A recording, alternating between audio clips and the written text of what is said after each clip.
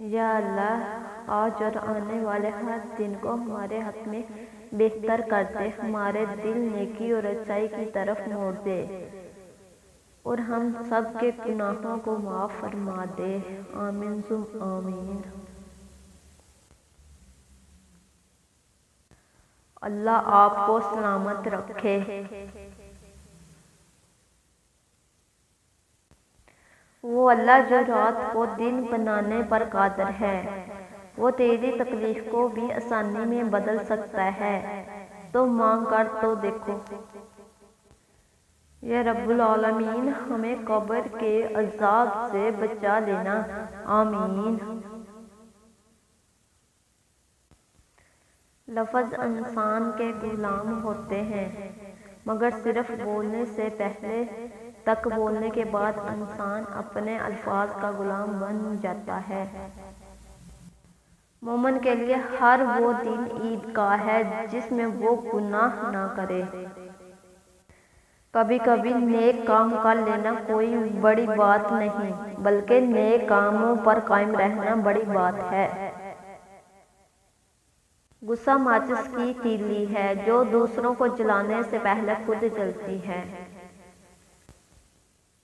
جب انسان کی آنکھوں سے ندامت کے آنسو بہتے ہیں تو اس پر رب کی رحمت برستی ہے۔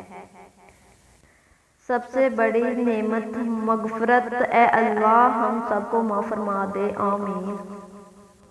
جب یہ محسوس ہونے لگے کہ سب راستے بند ہیں تو اللہ کے راستے پر چل پڑو، بے شک اللہ کا راستہ بند نہیں ہوتا۔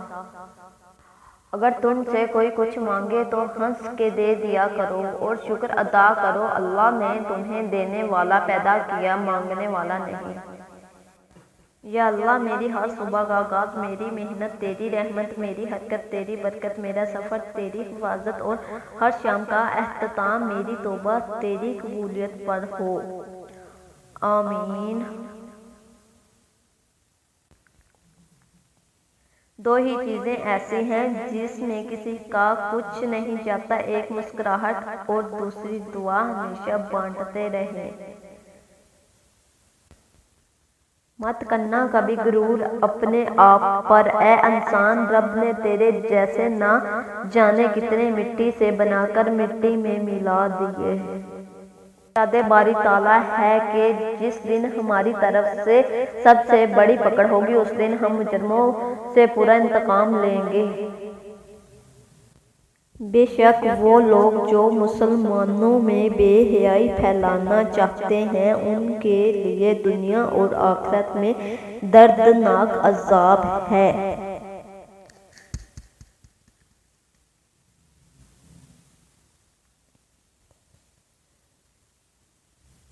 جب بھی کوئی معافی مانگے تو اسے صرف اس امید پر معاف کر دو کہ میرا رب بھی مجھے قیامت کے روز اسی طرح معاف فرمائے گا۔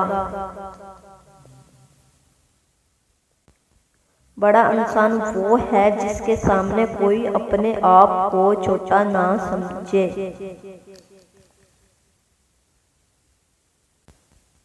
جو تمہیں تہجد کے سجدوں کا عادی بنا سکتا ہے وہ رب تمہاری لا حاصل دعاؤں کو حاصل بھی بنا سکتا ہے۔ نخرے تو بس اماں ابا ہی اٹھایا کرتے تھے، دنیا والے تو بس انگلیاں ہی اٹھایا کرتے ہیں۔ کسی کو راحت نہیں پہنچا سکتے تو تکلیف بھی نہ دی جائے۔ بیٹی کا نکاح اس کی اجازت سے کیا کرے، یہ میرے محمد صلی اللہ علیہ وسلم کی سنت ہے۔ دنیا میں سب سے زیادہ نفرتوں کا سامنا سچ اور حق بولنے والوں کو کرنا پڑتا ہے۔ دنیا میں ہزاروں رشتے بناؤ لیکن ایک رشتہ ایسا بناؤ جب ہزاروں آپ کے خلاف ہوں تو وہ ایک آپ کے ساتھ ہو۔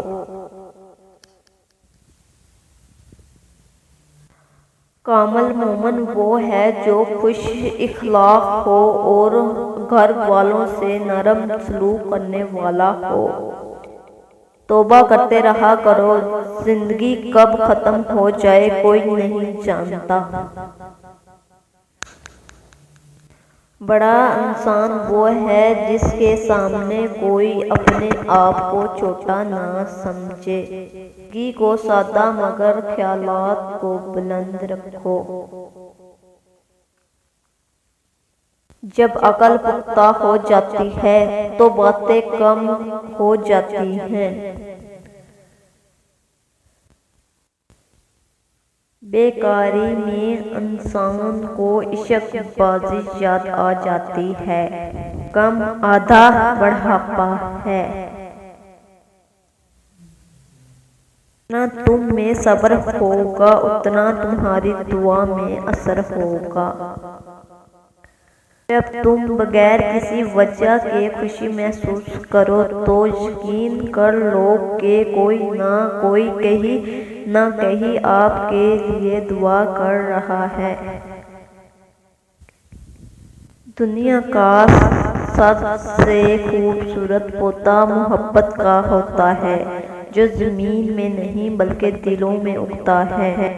جو ذرا سی بات پر دوست نہ رہے سمجھ لینا وہ کبھی دوست تھا ہی نہیں۔ اپنے دوست کو اتنے ہی راز بتاؤ کہ کل کو اگر وہ تم سے دشمنی پر آمادہ ہو تو تمہیں کوئی نقصان نہ پہنچا سکے۔ علم یہ نہیں کہ بات کتنی گہری ہے اور الفاظ کتنے مشکل ہیں، علم یہ ہے کہ بات کتنی ضروری ہے اور الفاظ کتنے سادہ ہیں۔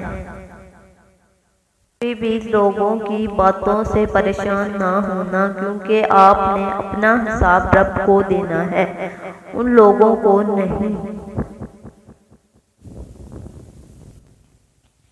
اس سے مانگنا سنت ہے، اگر دے دے تو رحمت، نہ دے تو حکمت۔ مخلوق سے مانگنا ذلت ہے، اگر دے دے تو احسان، نہ دے تو شرمندگی۔